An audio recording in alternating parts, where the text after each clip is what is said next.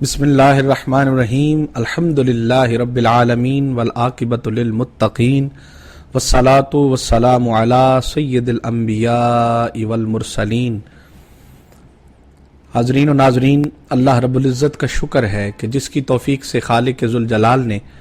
ہمیں ماہ محرم الحرام کی بابرکت ساعتیں ایک بار پھر دیکھنا نصیب فرمائی۔ ماہ محرم الحرام اسلامی سال کا پہلا مہینہ ہے، یہاں سے اسلام کے مہینوں کا آغاز ہوتا ہے، اور اس سے پہلے واقعہ کربلا ہونے سے پہلے محرم الحرام کا پہلا عشرہ بڑی خوشیوں اور بڑی سعادتوں کے ساتھ منایا جاتا تھا۔ برکتوں والا عشرہ ہے، اس میں آقا علیہ الصلوۃ والسلام نے عبادت کو، ریاضت کو، روزہ کو، نماز کو اور عبادات کو بڑی فضیلت بیان فرمائی ہے۔ لیکن جب سے واقعہ کربلا ہوا، فضیلت وہی ہے لیکن اب یہ خوشی تھوڑا غم میں بدل گئی ہے، اور اس غم میں جو غم آل رسول ہے، اور آل رسول کی وہ جو ان کے ساتھ کربلا میں بربریت ہوئی، جو ظلم ہوا، جو اہل بیت اطہار پر ظلم و ستم ڈھائے گئے، اس کا یہ تقاضا ہے کہ ان کا غم منانا ہر امت محمدی کے فرد پر واجب ہے، فرض ہے، لازم ہے، اس لیے ضروری ہے۔ تو آج ہم اس موضوع پر بات کرنے جا رہے ہیں، آقا علیہ الصلوۃ والسلام کی اہل بیت اطہار، حضور علیہ الصلوۃ والسلام کا نسب مبارک جو ہے، اس کی عظمت کیا ہے، اس کا مقام کیا ہے اور اس کی فضیلت کیا ہے۔ خالق کائنات نے قرآن مجید میں فرمایا، بسم اللہ الرحمن الرحیم، انا اعطیناک الکوثر فصلی لربک ونحر ان شانئک ھو الابتر۔ صدق اللہ مولانا العظیم۔ اس سورہ مبارکہ کی روشنی میں ہم نسب مصطفیٰ صلی اللہ علیہ وسلم پر چند پہلوؤں پر روشنی ڈالیں گے۔ یاد رکھیں، نسب دو قسم کے ہوتے ہیں، ایک اصولی اور ایک فروعی۔ آقا علیہ الصلوۃ والسلام کا نسب مبارک جو ہے، اس کا تعلق جناب آدم علیہ السلام سے لے کر جناب عبداللہ تک، یہ آقا علیہ الصلوۃ والسلام کا اصل یعنی اصول والا نسب ہے، اصل نسب ہے۔ اور فروع آقا علیہ الصلوۃ والسلام کی ذات سے لے کر قیامت تک، یہ سید عالم صلی اللہ علیہ وسلم کا نسب جو اس کا تعلق ہے، اس کو ہم فروع کہتے ہیں۔ اگر اصول سے دیکھیں تو بھی سرکار دو عالم صلی اللہ علیہ وسلم کا نسب اپنی مثال آپ ہے، اور اگر فروع سے دیکھیں تب بھی آقا علیہ الصلوۃ والسلام کا نسب اپنی مثال آپ ہے، اس کا کوئی ثانی نہیں۔ اگر اصول میں دیکھیں تو آقا علیہ الصلوۃ والسلام نے فرمایا، اللہ رب العزت نے جب کائنات بنائی تو سب سے عظیم نسب میں مجھے مصطفیٰ کو رکھا، یعنی آپ نے فرمایا میں پاک رحموں سے پاک نسبوں میں منتقل ہوا۔ سرکار دو عالم صلی اللہ علیہ وسلم کی ذریت میں کوئی شخص بھی ایسا نہیں تھا جو مشرک ہو، کوئی شخص ایسا نہیں تھا جو بت پرست ہو، کوئی شخص ایسا نہیں تھا جو ظالم ہو، کوئی شخص ایسا نہیں تھا جو اللہ کی وحدانیت کا اقرار کرنے والا نہ ہو۔ وہ اس دور کے مطابق خالق کائنات کی پوجا کرنے والا اور اللہ کو ماننے والا تھا۔ آقا علیہ الصلوۃ والسلام کا نسب ہمیشہ پاک نسبوں سے پاک رحموں میں منتقل ہوتا آیا۔ آقا علیہ الصلوۃ والسلام نے فرمایا، اللہ پاک نے جب قبائل کو بنایا تو مجھے بہترین قبیلے میں رکھا، اور پھر فرمایا ان قبائل میں سے قریش کو بہترین بنایا، اور قریش میں سے پھر بنو ہاشم کو بہترین بنایا، اور بنو ہاشم میں مجھے رکھا، اور پھر گھرانوں کی جب تقسیم کی تو فرمایا عبد المطلب کے گھرانے کو بہترین بنایا، اور مجھے اللہ رب العزت نے اس گھرانے میں پیدا فرمایا۔ یہ سرکار دو عالم صلی اللہ علیہ وسلم کا نسب ہے، ایک یہ۔ اور دوسرا اس کا بہت بڑا ثبوت یہ بھی ہے کہ جب حضرت ابراہیم علیہ السلام نے خانہ کعبہ کی تعمیر کی، جب کعبہ تعمیر کر لیا تو قرآن مجید سورہ البقرہ میں اللہ پاک نے اس واقعہ کا ذکر فرمایا ہے۔ جب انہوں نے بنا لیا خانہ کعبہ تو پھر اللہ کی بارگاہ میں دعا کی، اللہ رب العزت نے تمام دعائیں قبول کرنے کے بعد فرمایا، اے ابراہیم اب مزدوری مانگیے۔ جب آپ باپ بیٹے نے یہ محنت کر کے میرا گھر تعمیر کیا ہے تو اس کی کوئی مزدوری مانگیں، تو ابراہیم علیہ السلام نے وَمِن ذُرِّيَّتِي، اپنی ذریت میں سے مُسْلِمَةً لَكَ، یہ جو لفظ استعمال ہوئے کہ باری تعالیٰ مجھے بھی اسلام پر رکھ اور میری ذریت کو بھی اسلام پر رکھنا، یعنی آنے والی قیامت تک جو بھی نسل آئے گی وہ میری اسلام پر ہو، وہ مسلمان ہو، وہ مومن ہو، تیری عبادت کرنے والی ہو، تیری بندگی کرنے والی ہو، تیری پیروی کرنے والے ہوں، تیری ذات کو ماننے والے ہمیشہ رہیں۔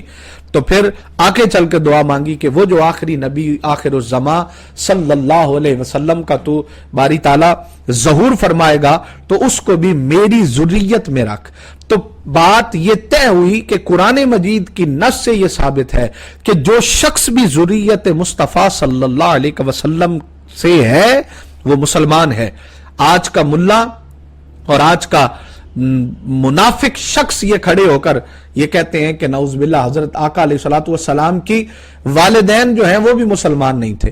تو بھائی جس کو ابراہیم علیہ السلام کی دعا کہہ رہے ہیں کہ مسلمۃ لک، کہ مجھے میری نسل کو مسلمان پیدا فرما، تو آقا علیہ الصلوۃ والسلام کے جد جناب ابراہیم علیہ السلام کی دعا میں پوری نسل اگر مسلمان ہوئی تو جن کی گود میں میرے نبی صلی اللہ علیہ وسلم پیدا ہوئے، جو وجہ تخلیق کائنات ہیں، جن کے لیے اللہ پاک نے سارا نظام بنایا اور سارے معاملات کو چلایا اور پوری کائنات کو بنایا،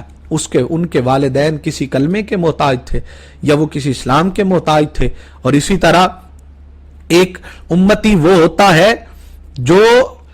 امتی ہوتا ہے جو کلمہ پڑھ کے اسلام میں داخل ہوا، اور ایک نسب اور ذریت والے ہیں، اور ذریت والے آقا علیہ الصلوۃ والسلام کے اس حکم میں شامل ہیں کہ آقا علیہ الصلوۃ والسلام کی نسل میں کوئی شخص بھی غیر مسلم نہیں تھا، یعنی بتوں کا پجاری نہیں تھا، مشرک نہیں تھا، ظالم نہیں تھا، پھر کسی قسم کی بھی خرافات میں وہ جو ہے اپنے آپ کو شامل کرنے والا ہرگز نہیں تھا۔ تو اس لیے آقا علیہ الصلوۃ والسلام کا نسب جو آدم علیہ السلام سے سرکار تک ہے وہ بھی بے مثل اور بے مثال ہے۔ اور پھر اللہ رب العزت نے آقا علیہ اس نسب کی ہمیشہ حفاظت فرمائی، ہمیشہ حفاظت فرمائی، ہر لحاظ سے اللہ پاک نے اس نسب کو پاک رکھا۔ اور یہ جو بڑی اہم بات ہے کہ ہمیشہ نسب اور نسل وہ بیٹے سے چلتی ہے، جب بیٹے سے چلتی، لیکن آقا علیہ الصلوۃ والسلام کے نسب کو یہ انفرادیت اور مقام حاصل ہوا کہ اللہ رب العزت نے سرکار کے نسب کو آپ کے بیٹی سے جو ہے وہ چلایا۔ آپ کے بیٹے اللہ نے عطا فرمائے مگر ان کو وصال ہو گیا ان کا، اس کے بعد آپ کا نسب جو ہے وہ بیٹی سے چلا، اور کتنا منزہ اور پاک نسب ہوا کہ آقا علیہ الصلوۃ والسلام نے یہ بھی فرمایا کہ ہر نسب قیامت کے دن ختم ہو جائے گا، کوئی نسب قائم نہیں رہے گا سوائے نسب مصطفیٰ صلی اللہ علیہ وسلم کے، ذریت مصطفیٰ صلی اللہ علیہ وسلم کے تمام خاندان، تمام نسب ختم ہو جائیں گے، مگر یہ خاندان اور یہ نسب ہمیشہ سلامت رہے گا۔ اب جب آقا علیہ الصلوۃ والسلام کی بیٹی سے سرکار کا نسب چلا تو پھر اس پر اعتراض ہوا، عاص بن وائل نے اعتراض کیا کہ نعوذ باللہ محمد صلی اللہ علیہ وسلم ابتر ہو گئے،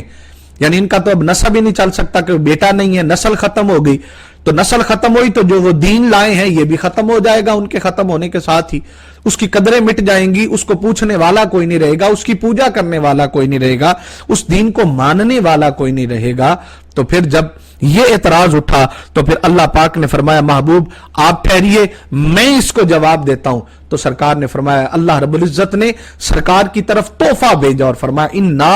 اعطیناک الکوثر، محبوب ہم آپ کو کوثر عطا فرماتے ہیں۔ اور یہ کوثر کیا تھی؟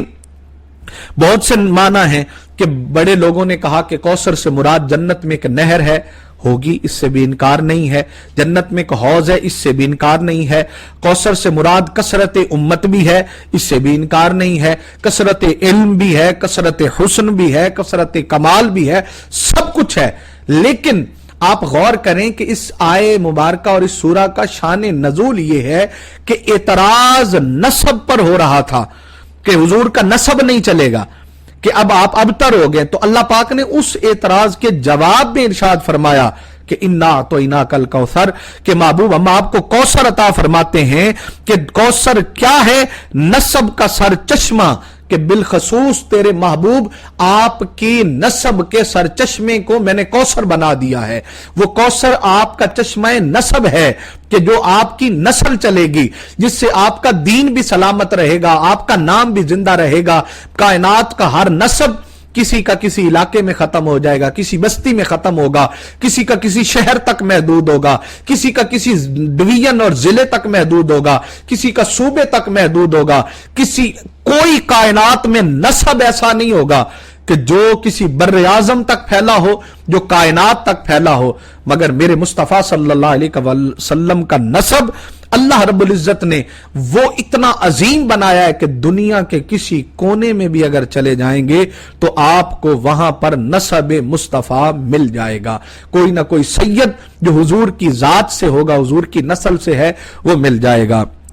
तो कौसर से मुराद अल्लाह रब्बुल इज्जत ने आपको कौसर अता फरमा के फरमाया कि दीन की हिफाजत का सरचश्मा भी कौसर ही होगा, इसकी मुहाफजत भी इसी कौसर में है, और मैं इसी कौसर के जरिए आपके नस्ब को हमेशा दवाम अता फरमा दूंगा, हमेशा के लिए कायम व दायम बना दूंगा। अब कानून बदल गया कि बदल के रख दिया अल्लाह रब्बुल इज्जत ने कि नस्ब के लिए सरकार भी बेमिसाल है और आपका नस्ब भी बेमिसाल है, आपके नस्ब जैसा दोबारा कोई नस्ब नहीं होगा। इसी तरह हजरत उमर रिवायत फरमाते हैं कि सरकार दो आलम सल्लल्लाहु अलैहि वसल्लम ने फरमाया कि कयामत के दिन कोई भी नस्ब कमाल तक नहीं पहुंचेगा, सिर्फ मेरे नस्ब के सिवा हर नस्ब खत्म हो जाएगा। और फिर आपके नस्ब, मैंने अर्ज कर दिया कि शहर शहर गली गली है, जहां जहां भी जाएंगे आपको आका अलैहिस्सलातु वस्सलाम की खानदान का कोई चश्मो चराग जरूर मिल जाएगा। जनाब इमाम आली मकाम सैयदना इमाम हुसैन अलैहिस्सलातु वस्सलाम जब करबला में थे तो आपके तमाम साहबजादगान को और आपके साथियों को शहीद कर दिया गया, आपके भाई शहीद हो गए, लेकिन क्या कमाल नस्ब मुस्तफा सल्लल्लाहु अलैहि वसल्लम को हासिल है कि एक ही फर्द हुजूर के खानदान का बचा जनाब ज़ैनुल आबिदीन, और अल्लाह करीम ने उस एक शख्सियत से जो नस्ब मुस्तफा चलाया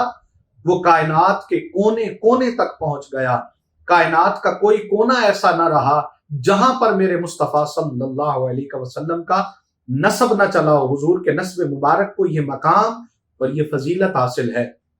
फिर आप देखिए अल्लाह रब्बुल इज्जत ने जो फरमाया इन्ना अतैना कल कौसर, के महबूब आपको कौसर अता करते हैं। और कौसर क्या अता करते हैं, बहुत से माने, मगर इसके शान नजूल के एतबार से कौसर बकसरत औलाद, जो सैयदा तय्यबा सैयदा फातिमा ज़हरा सलामुल्लाह अलैहा से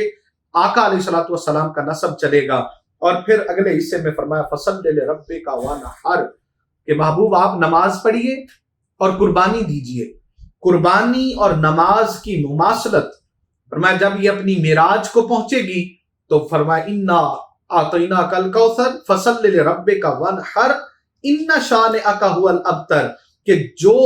भी आपका दुश्मन होगा, फिर जो भी आपकी दुश्मनी रखेगा आपकी आल से, आपके नस्ब से, आपके खानदान से, आपकी जात से, फरमाया मैं उसे हमेशा के लिए बर्बाद कर दूंगा, खत्म कर दूंगा, उसका नामो निशान मिटा दूंगा। तो फिर आप नमाज को देखें, फसल्ले और नमाज पढ़िए, लिरब्बिका वनहर और कुर्बानी कीजिए।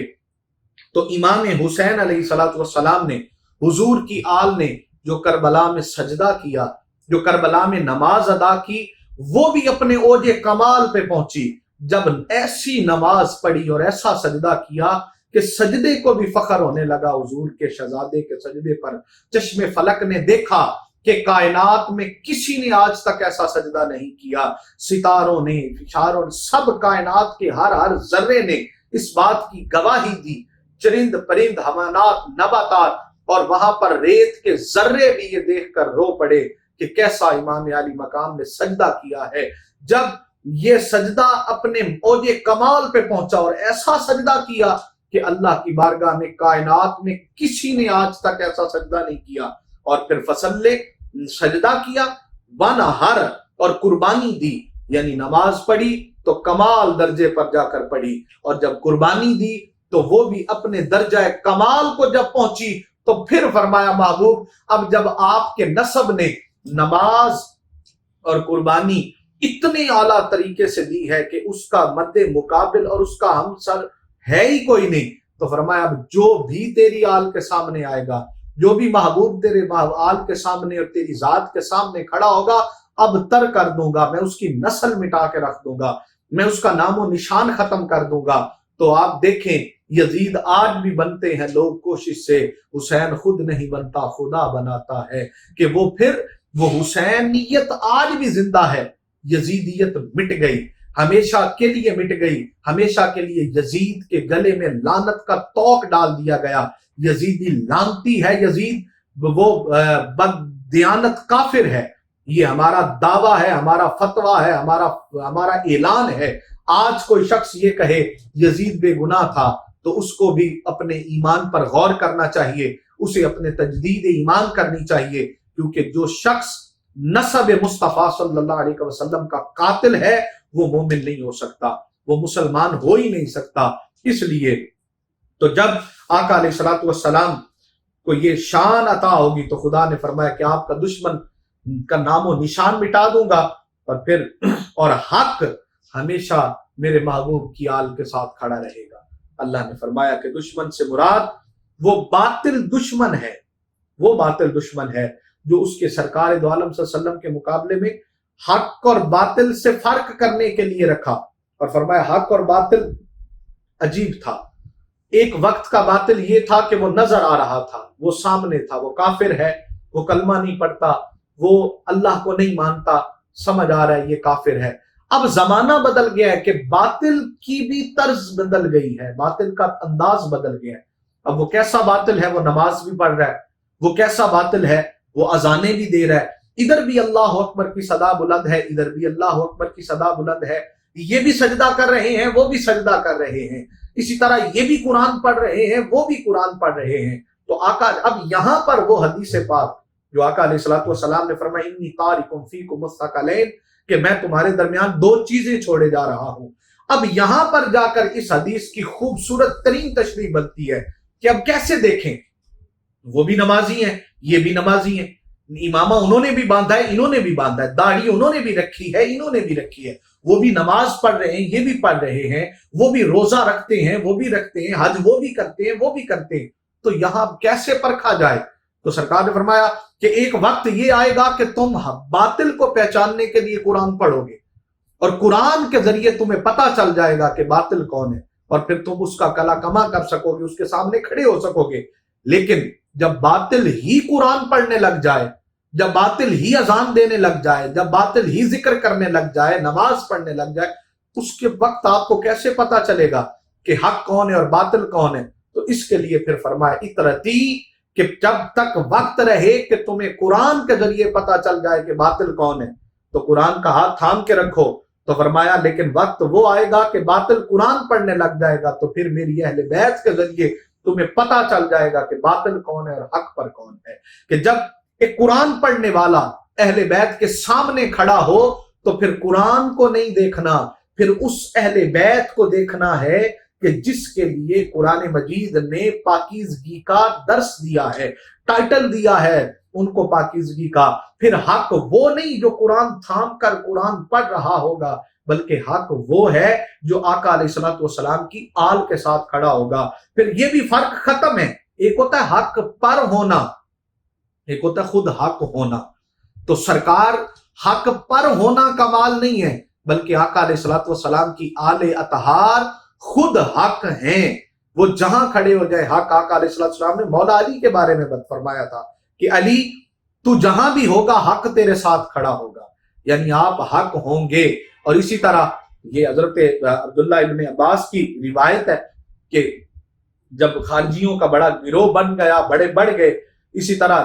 روافض کا بڑا وسیع ہو گئے، اب ہمیں پتہ ہی نہیں چلتا تھا حق اور باطل کیا ہے، کیونکہ وہ بھی نماز پڑھتے تھے، ہم بھی پڑھتے تھے، وہ بھی نمازیں پڑھتے تھے، ہم بھی پڑھتے تھے، روزہ رکھتے تھے، ہم بھی رکھتے تھے، سب کچھ تھا۔ تو فرمایا پھر کسوٹی کیا آتی صحابہ کے پاس یہ پرکھنے کے لیے کہ یہ جو شخص ہمارے سامنے کھڑا ہے یہ مومن ہے یا منافق ہے، یہ باطل ہے یا حق ہے۔ تو فرمایا پھر ہم اس کے سامنے ذکر علی کیا کرتے تھے، علی کا ذکر کرنے کے بعد پھر ہم نگاہیں اس کی پیشانی پہ رکھ لیتے تھے اور دیکھتے تھے کہ اگر اس کی پیشانی پہ بل آ جاتا، تنگی کے آثار آ جاتے تو سمجھ جاتے یہ باطل ہے، یہ منافق ہے، اور اگر اس کا چہرہ کھل اٹھتا تو ہمیں پتہ چل جاتا یہ مومن ہے۔ تو صحابہ کرام نے بھی حق اور باطل کی پہچان مولا علی کرم اللہ وجہ الکریم کی محبت کو پرکھ کے رکھا، اور جو آپ کی آل سے محبت کرتا ہے، سرکار نے فرمایا علی تیرے ساتھ مومن کبھی بغض نہیں رکھے گا اور منافق کبھی محبت نہیں کرے گا۔ تو یہ سارے فرمودات اس بات کو طے کر رہے ہیں کہ آقا علیہ الصلوۃ والسلام کا نسب ساری کائنات سے اعلیٰ نسب ہے، اور جو ان کے ساتھ کھڑا ہوتا ہے وہی حق کے ساتھ کھڑا ہوتا ہے۔ اور یہی وجہ تھی کہ احرام کھول کر ساری دنیا احرام باندھ کر حرم کعبہ کی طرف آ رہی تھی، حج کرنے کے لیے، طواف کرنے کے لیے، سعی کرنے کے لیے، عرفات اور مینا میں وقت گزارنے کے لیے، حج کرنے دنیا کہاں کہاں سے آ رہی تھی، اور مولا حسین احرام کھول کر کربلا کی طرف جا رہے تھے۔ کیوں؟ کیونکہ اب جو وقت تھا وہ طواف کا نہیں تھا، بلکہ باطل کو مٹانے کا وقت تھا جو احرام کی حالت میں تھا۔ اقبال نے کہا تھا، ہم نے دیکھے ہیں احرام میں لپٹے ہوئے ابلیس، میں نے 100 بار صنم خانے میں خدا دیکھا ہے۔ کہ پھر وہ کبھی کبھی اس طرح سے بھی ہوتا ہے کہ حق کے ساتھ کھڑا ہونا اصل دین ہے، اور حق آقا علیہ الصلوۃ والسلام کا نسب ہے، اور امام علی مقام کی محبت، سیدہ طیبہ سیدہ کائنات کی محبت، آقا علیہ الصلوۃ والسلام کے آل اطہار کی محبت، مولا علی کرم اللہ وجہہ کی محبت اگر یہ رہ جائے تو آقا علیہ الصلوۃ والسلام نے فرمایا اپنی اولاد کو 3 چیزیں سکھاؤ۔ پہلا، اپنی نبی کی محبت سکھاؤ، پھر اپنی نبی کی آل کی محبت و مودت سکھاؤ، اور پھر قرآن سکھاؤ۔ اگر یہ تینوں 2 محبتیں اور ایک شرف قرآن ہوگا تو انسان کامل بھی ہوگا، انسان کامیاب بھی ہوگا، انسان مومن بھی ہوگا۔